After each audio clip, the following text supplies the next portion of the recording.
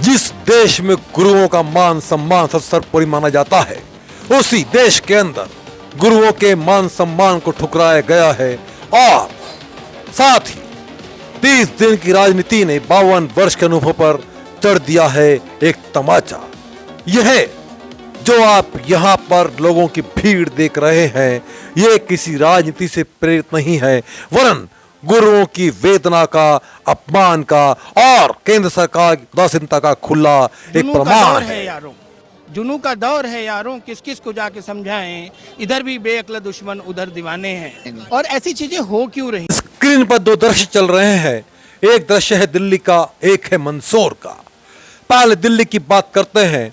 दिल्ली में अंबेडकर कॉलेज में प्रिंसिपल के रूम में एबीवीपी की छात्रा के द्वारा, एक नेता के द्वारा प्रोफेसर को जड़ दिया गया तमाचा।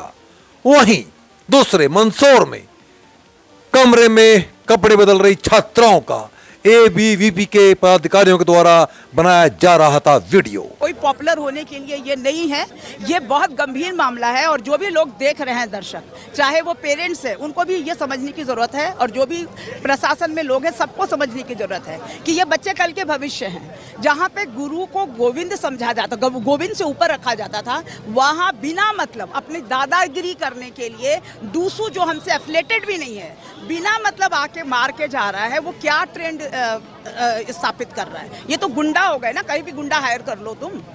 तो ये बिल्कुल बर्दाश्त के बाहर है। कोई टीचर काम नहीं करेगा। कल हम इन्होंने तो डिसिप्लिन का काम किया, सिर्फ रुको मना करोगे, कहोगे कॉलेज नहीं आ रहा तो चाकू मार देंगे, गोली मार देंगे, क्या करेंगे?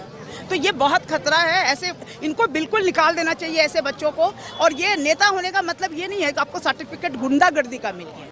बाबा साहब अंबेडकर के नाम पे चलाए जा रहे कॉलेज में, संविधान के रचयिता के नाम से चलाए जा रहे कॉलेज में आज गुरु स्वयं अपनी सुरक्षा के लिए, अपने मान सम्मान के लिए लड़ रहा है लड़ाई।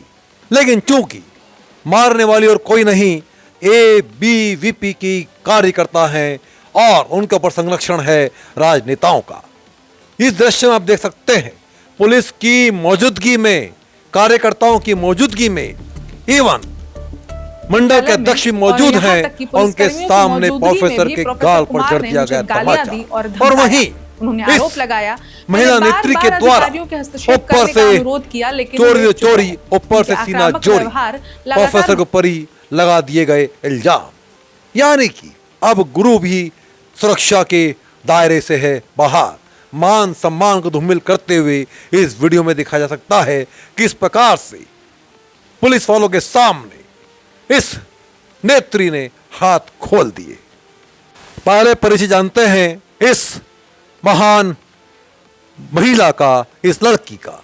यह है दिल्ली की डीसू की सचिव, संयुक्त सचिव, जिन्होंने की 1 महीने पहले ही कॉलेजेस में हुए चुनाव में जीत हासिल की थी और दबंगता के साथ में, लोगों के साथ में, सौहार्दपूर्ण माहौल में छात्रों का समर्थन प्राप्त करते हुए पद का ज्ञाता ग्रहण। और उस वक्त इनका जो स्टेटमेंट था, उसके अंदर छात्रों के उत्थान के लिए कार्रवाई करने का इन्होंने आश्वासन दिया था। लेकिन जो स्वयं गुरु का सम्मान नहीं कर सकती, गुरु का मान नहीं कर सकती, जिन्हें स्वयं संस्कारों की जरूरत है, ऐसी कार्यकर्ता, ऐसी पदाधिकारी देश के युवाओं को किस दिशा में लेकर के जाएगी, ये एबीवीपी को स्वयं को सोचना होगा कि क्या ऐसे छात्राओं को, ऐसी नेत्रियों को, ऐसे नेताओं को जिनके दिमाग में पद ग्रहण करने के बाद में दादागिरी और मान सम्मान, अभिमान, अपने पिता के सम्मान, गुरुओं के पदों की और गुरुओं की मान की चेष्टा न हो, उनके प्रति आराधना न हो, इन्हें क्या ऐसे पद पर आसीन रहने का अधिकार है? प्रश्न उठता है, अगर केंद्र में आपकी सरकार है, राज्य में आपकी सरकार है, तो क्या आपको गुंडागर्दी करने का लाइसेंस मिल चुका है? अगर आप किसी संगठन की पदाधिकारी हैं, तो क्या आपको गुरुओं के अपमान करने का अधिकार मिलता है? आवाज सिर्फ आवाज से होती है या अपनी आवाज हाथ मार के, थप्पड़ मार के भी अपनी आवाज उसे आप कहेंगे? ये आपका एक नारी सशक्तिकरण का उदाहरण है। मुझे ऐसा लगता है जो भी छात्रा को गाली देगा, उसको गंदी नज़र से देखेगा, उसको गाली देकर उसको अभद्र भाषा में वहाँ पर उस पर टिप्पणी करेगा, उसके साथ ऐसा होना। मैडम का स्टेटमेंट सुनने के साथ में वीडियो को देखें। इतने कार्यकर्ता हैं, पुलिस की मौजूदगी है, क्या कोई ऑफिसर ऐसे हरकत कर सकता है? सच और झूठ आपके सामने है। होता ये कि एक दिन पहले ओथ सेरेमनी होती है, वहाँ पर अन्य संगठन NSUI द्वारा एक ऐसे व्यक्ति को भेजा जाता है जिसको ना तो कोई जानता है, हमें ये भी नहीं पता कि वो NSUI का कार्यकर्ता भी है। उसको डूसू वाइस प्रेसिडेंट बना के भेजा जाता है वहाँ पर। जब नॉर्मल स्टूडेंट उसके ऊपर क्वेश्चन मार्क करते हैं कि आपने क्यों बुलाया और उसको स्टेज से उतारने की बात करते हैं, तो professor sir, Sujit Kumar sir उस स्टूडेंट को कॉलर पकड़कर बाहर कहीं 1-2 घंटे के लिए लेकर चले जाते हैं। उसके परिवार वाले परेशान होते हैं उससे कि कहाँ है, उसका फ़ोन बंद आता है। वो विद्यार्थी परेशान होकर मुझे फ़ोन करता है और मैं वहाँ पहुँचती हूँ। मेरे साथ आर्यन भाई, हम दोनों पहुँचते हैं। जब हम प्रिंसिपल ऑफिस पहुँचते हैं उस टीचर के विरोध में कि उसने विद्यार्थी के साथ ऐसा क्यों करा। बात करने आया कि मुझे पीट रहे हैं। मैंने कहा नहीं, अब तुम जाओ, मैं यहीं सामने खड़ा हूँ, मैं देखता हूँ कैसे पीटते हैं। उन्होंने मेरे सामने, मैं तो स्टेज पे था, थोड़ा दूर पे जाकर खड़ा हुआ, वहाँ फिर आके पीट दिया। और मैंने अपनी आंखों से देखा, मेरे कमेटी मेंबर्स ने भी अपनी आंखों से देखा। तो निश्चित है कि एक्शन तो होगा ही। भाई आप पीटेंगे तो हमने कहा कि देखो मारपीट करोगे अगर तो मुझे प्रोग्राम रोकना पड़ेगा, तो please do not go for this things. उसके बाद इन लोगों ने कॉल किया अपने डूसू को। उनको पता था कि उनके अगेंस्ट में फिर से एक्शन होगा, चूँकि मारपीट कर रहे हैं वो, इसीलिए उन्होंने डूसू को कॉल किया। ये बहुत बड़ी बात है। वो आए ही थे इसलिए कि एक्शन ना हो, अपने दोस्त को बचाना है। तो देखिए, लुम्पेन एलिमेंट को आप कम से कम गुंडागर्दी करने तो कॉलेज में नहीं देंगे और कोई भी टीचर नहीं देगा। तो ये केवल मेरे ऊपर थप्पड़ नहीं चलाया है दीपिका झा ने, ये हमारे दिल्ली विश्वविद्यालय के सारे टीचर्स के ऊपर स्लैप है जो भी अपनी ड्यूटी ईमानदारी से करते हैं। जब मैं वहाँ पहुँचती हूँ तो वो मेरे साथ ही अभद्रतापूर्ण गाली गलौज शुरू कर देते हैं कि आप होती कौन हो, आपको बाहर जाकर मैं बताऊँगा, तुम ये हो, तुम वो हो, और मुझे गंदी नज़र से 20 मिनट तक घूरते हैं। जब मैं उन 20 मिनट तक आपने टाइम देखा उस टाइम पर? 20 मिनट तक घूर रहे थे आपको? जी, लगभग 20 मिनट। और उस 20 मिनट के दौरान मैंने उन पुलिसकर्मी को मैंने बोला कि भैया इन्हें समझाइए, ये इस तरह से देख रहे हैं, मेरे को ऑकवर्ड हो रहा है।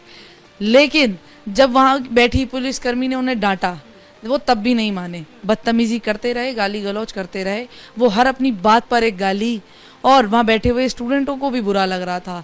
जब हमें ऐसा लगा कि वो नशे में है, उस तरीके से वो व्यवहार कर रहे हैं। नशे में मतलब क्या शराब वगैरह पिए हुए थे, आप ये आरोप लगा रही हैं? मैंने उनको चेक नहीं किया, मैं ऐसे उन पर आरोप। क्या नशे में थे, क्या मतलब है इसका? इस हिसाब से वो हरकतें कर रहे थे, गाली दे रहे थे, बदतमीजी कर रहे थे, घूर रहे थे, उस हिसाब से हम कह सकते हैं कि वो अवश्य नशे में ज़रूर होंगे। और लेकिन दीपिका, वो इतने नशे में नहीं थे कि आपने जब उन्हें थप्पड़ मारा तो वो भी आपको थप्पड़ मारे? बिल्कुल, उन्होंने हाथ ऐसे करा, आप अगर उस वीडियो में देखोगे तो वो हाथ ऐसे कर भी रहे हैं। वहाँ पर भाई खड़े, उन्होंने उनका हाथ रोका है, वो उल्टा मेरे पर मारने की कोशिश भी करने वाले थे। इसीलिए उन लोगों ने डूसू को कॉल किया कॉलेज में।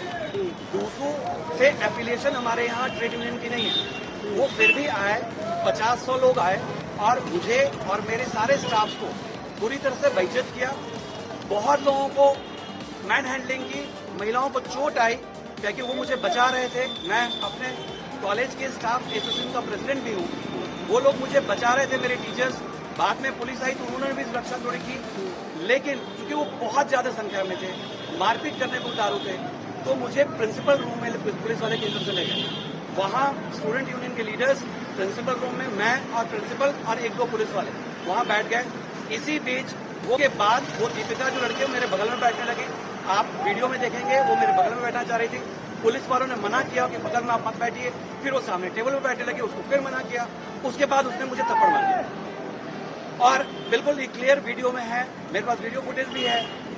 उसने मुझे थप्पड़ मार दिया। मैडम का एक और झूठ आपके सामने।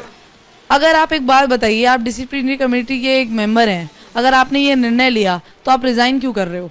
उन्होंने सस्पेंशन अपना लिखा, उन्होंने रिजाइन लिखा, अपने सारे पदों को उन्होंने छोड़ा। चूंकि उस बच्चे के अगेंस्ट में डिसिप्लिनरी एक्शन हो सकता था क्योंकि वो मारपीट कर रहा था, इसीलिए उन लोगों ने डूसू को कॉल किया कॉलेज में। डूसू से एफिलिएशन हमारे यहाँ ट्रेड यूनियन की नहीं है। वो फिर भी आए, 50-100 लोग आए, मारपीट करने को उतारू थे, तो मुझे प्रिंसिपल रूम में पुलिस वाले केंद्र से ले गए। वहाँ स्टूडेंट यूनियन के लीडर्स प्रिंसिपल रूम में मैं और प्रिंसिपल और एक दो पुलिस वाले वहाँ बैठ गए। इसी बीच वो मुझे हमेशा कहते रहे कि आप रिजाइन कीजिए, अपने डिसिप्लिन पोस्ट से रिजाइन कीजिए, कन्वेनर से। मैंने रिजाइन कर दिया क्योंकि प्रेशर में था, मैं कुछ नहीं कर सकता था, मैंने रिजाइन किया। आज छात्र संगठनों की भूमिका भी सवाल निशान में खड़ी हो जाती है। छात्र संगठनों को सोचना होगा, ऐसे पदाधिकारियों को तुरंत पद से निष्कासित किया जाए और गुरु के मान सम्मान की और छात्रों के भविष्य की चेतना अवश्य करनी होगी। जिस तरीके का एक ताना बाना है, उस ताने बाने पर एक तरीके से जिस तरीके से हमला हो रहा है, उसका ये परिणाम है।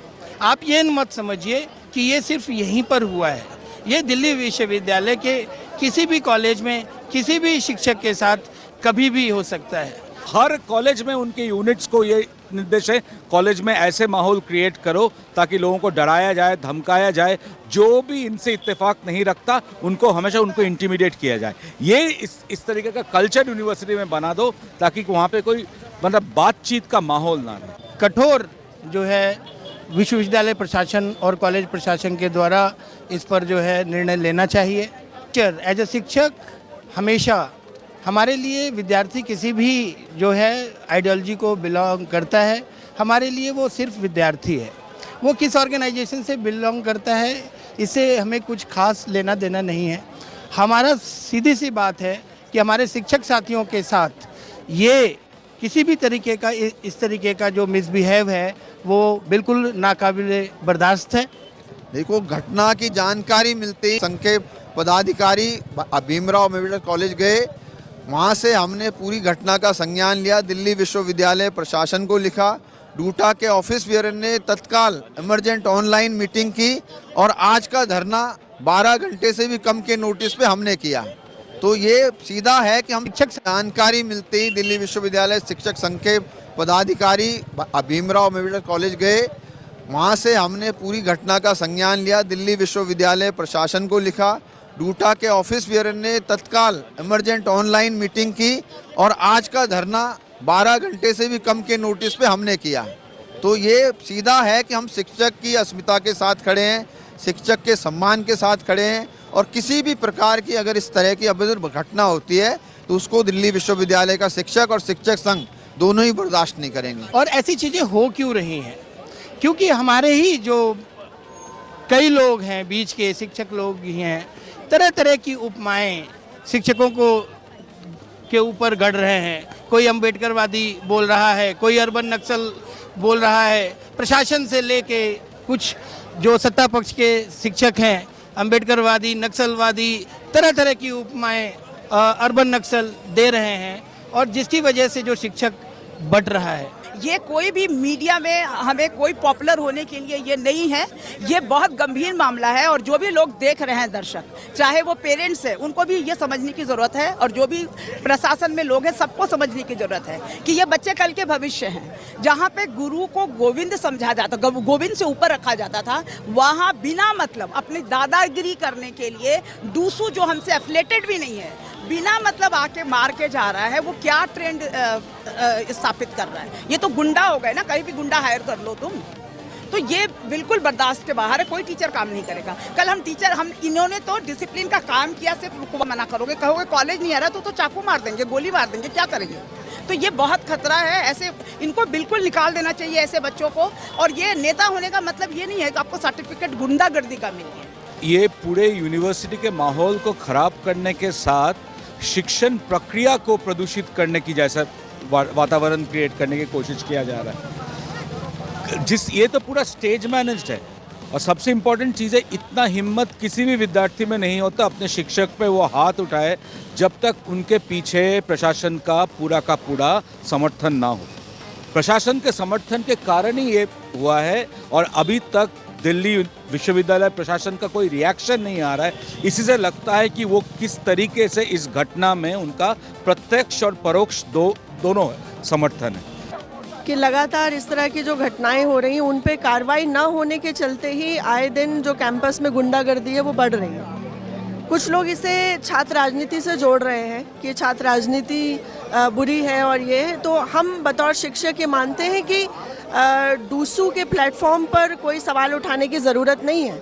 पर इस पर ज़रूर सवाल उठना चाहिए कि डूसू के भीतर अगर गुंडागर्दी के एलिमेंट्स हैं और वो लगातार शिक्षकों के साथ इस तरह का अपमानजनक व्यवहार कर रहे हैं तो उन पर निश्चित तौर पर कार्रवाई होनी पड़ेगी, क्योंकि जब तक आप इस तरह की कोई कार्रवाई करेंगे नहीं, कोई प्रेसिडेंट सेट नहीं करेंगे, तब तक इस तरह का एक बहुत ख़राब मैसेज जा रहा है कि यहाँ पर कोई भी गुंडा है ना, चाहे वो स्त्री गुंडा हो या वो पुरुष गुंडा हो, वो किसी भी शिक्षक के साथ कोई बदसलूकी कर सकता है और वो बच के निकल सकता है। जिन विद्यार्थियों ने शिक्षकों के साथ जो है मिसबिहेव किया है, विद्यार्थियों को तुरंत माफ़ी मांगनी चाहिए। और दूसरी बात है कि विश्वविद्यालय और कॉलेज प्रशासन को इस पे तुरंत एक्शन लेना चाहिए। और पूरे के पूरे यूनिवर्सिटी में टीचिंग लर्निंग को ठप नहीं करेंगे तब तक ये सब होती रहेगी। और ये यूनिवर्सिटी पिछले कुछ सालों से ऐसी चीज़ों को प्रोत्साहन देती रही है ताकि उनको लगे कि टीचर्स और स्टूडेंट्स के बीच में हमेशा एक तनाव बनी रहे, ताकि कोई साझा मूवमेंट ना हो पाए।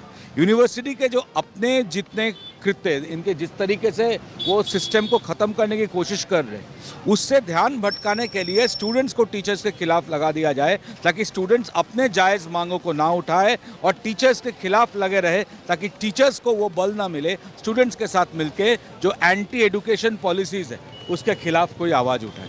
कहते हैं एक ही बनकर चलो दोस्तों, मंजिल एक हमारी है, चाहे जो कर लें अधिकारी, DUTA हमारी है, तो दूटा शिक्षकों को एक रहना पड़ेगा। और इस तरीके के जो असॉल्ट शिक्षकों पर आते हैं, उन असॉल्ट को करारा जवाब देना पड़ेगा। कहीं न कहीं केंद्र सरकार को और राज्य सरकार को इस ओर ध्यान देना अति आवश्यक है, अन्यथा आने वाले समय में गुरुओं की सुरक्षा पर और गुरुओं के मान सम्मान पर ऐसे हमले होते रहेंगे और इस प्रकार के गुंडा तत्वों का बहुत ज़्यादा मनोबल बढ़ता रहेगा। इस कार्यवाही पर आप लोगों की क्या राय है और क्या एक्शन होना चाहिए, कमेंट बॉक्स में अवश्य बताइएगा। आप देख रहे हैं जुर्म की दस्तक और मैं हूं आपका दोस्त संजय हिंदू।